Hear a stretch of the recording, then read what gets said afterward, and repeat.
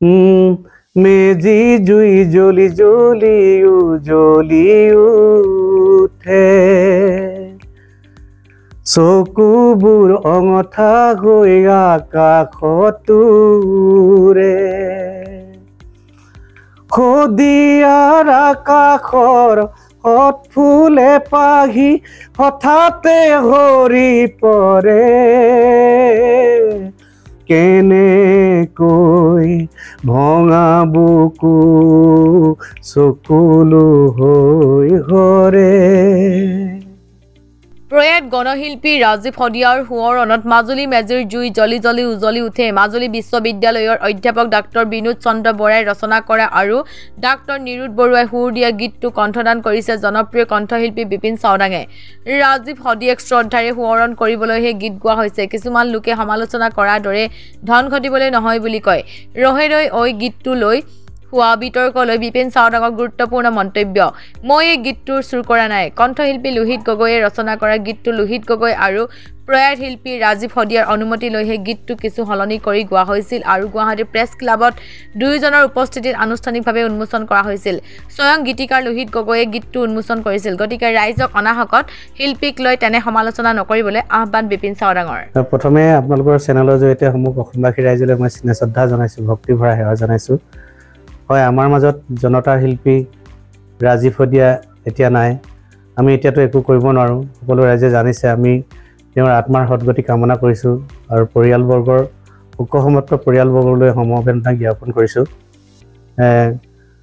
আচলতে মই আগতেও কৈছোঁ, সিদিনা ৰাজীৱ শদিয়া এখন মঞ্চত গীত পৰিৱেশন কৰি থাকোঁতে দুটা গীত পৰিৱেশন কৰাৰ পাছতে তেওঁ ঢলি পৰিছিল আৰু ময়ো ওচৰতে এখন প্ৰগ্ৰেমত বাৰেকুৰি বুলি কয়, বাৰেকুৰি অঞ্চলত এখন প্ৰগ্ৰেমত অনুষ্ঠান কৰি আছিলোঁ আৰু হঠাৎ মোলৈও খবৰ আহিলে ৰাজীৱৰ এনেকুৱা হৈছে। মই প্ৰগ্ৰেম শেষ কৰি ল'ৰালৈকে গৈছিলোঁ আৰু তেতিয়া তেওঁ আছিলে ৰূপাই কোনোবা এখন হস্পিটেলত আছিলে, কিন্তু মই আগবাঢ়ি যোৱাত তেওঁলোকক ক'লোঁ যে তেওঁক তাৰপৰা লৈ আনিব লাগে যদি তাত ভাল চিকিৎসা হোৱা নাই। তেতিয়া তেওঁ সতীৰ্থসকলে, তেওঁ বাদ্যশিল্পীসকলে তথা সেই অনুষ্ঠানটো উদযাপন সমিতি য'ত তেওঁ গান গাই আছিলে, উদযাপন সমিতি গোটেইখিনিয়ে লগ লাগি লৈ আহিলে। মই এডোখৰত লগ লাগি মানে তিনিচুকীয়া এখন হস্পিটেলত ভৰ্তি কৰালোঁ ধৰাধৰি কৰি। তাতো হস্পিটেল কৰ্তৃপক্ষই ক'লে যে বহুত কেছটো ক্ৰিটিকেল আছে, গতিকে ইয়াত নহ'ব। তেতিয়া আমি ল'ৰালৈকে ডিব্ৰুগড় মেডিকেল কলেজলৈ আমি লৈ আহিছিলোঁ আৰু ৰাতিয়ে মই ছুপাৰিণ্টেণ্ট সঞ্জিত কাকতিদেৱক ফোন কৰিছিলোঁ। তেখেতে ৰাতিয়ে ফোন উঠাইছিলে আৰু সঞ্জিত কাকতিদেৱে কিন্তু বহুত চেষ্টা কৰিছিলে। ডক্টৰবিলাক খুব ৰাতিয়ে শুই উঠি জগাই পিনি আনিছিলে আৰু বহুত ভালদৰে চিকিৎসা কৰিছিলে, কিন্তু ভগৱানে তাক বাচি থাকিবলৈ নিদিলে। অৱশেষত তেওঁ আমাৰ মাজৰ পৰা গুচি গ'লগৈ।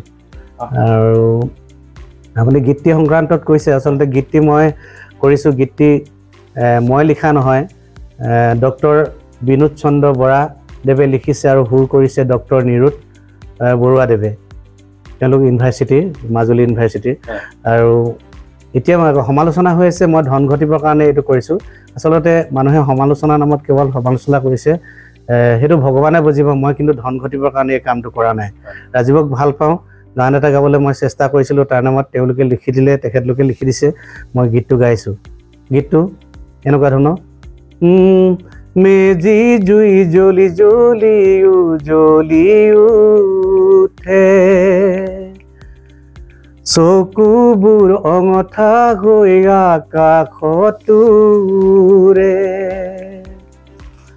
খদিয়াৰ আকাশৰ হত ফুলে পাহি হঠাতে হৰি পৰে কেনেকৈ ভঙা বুকু চকুলো হৈ হৰে। ৰাইজক কি আহ্বান বাৰু, একাংশ ৰাইজকতো সমূহ অসমবাসী ৰাইজক মই স্নেহ শ্ৰদ্ধা জনাইছোঁ, কিন্তু যিসকলে মানে কেৱল এই গানটো কৰিব সময়তো তেখেতলোকে কৈছে যে মই গীতটো ধন ঘটিবৰ কাৰণে কৈছোঁ। এইটো তেখেতলোকে ভবা কথাটো আচলতে কেতিয়াও নহয়, এইটো ভগৱান আছে। মই এই গানটো ৰাজীৱ শদিয়াৰ অকণমান শ্ৰদ্ধাঞ্জলি জনাবৰ কাৰণে বা স্মৃতি জীয়াই ৰাখিবৰ কাৰণেহে মই এই গীতটো কৰিছোঁ।